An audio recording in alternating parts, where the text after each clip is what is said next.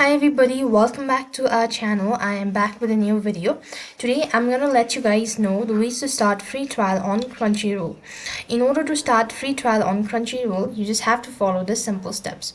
So what you'll have to do is basically you need to go ahead and open up your application first thing, and after which you want to do is type in www.crunchyroll.com and log into your account.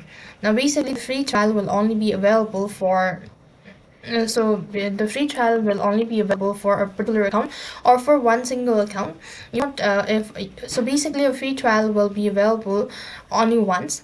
So you could see this is how it's gonna look like. After which, what you want to do is you want to click the profile from the top right, and you could find this section as 7-day free trial. Just press that, and when you actually have an access of this particular section, you could go ahead and select the plan. Now whichever plan is suitable for you, go ahead and start that.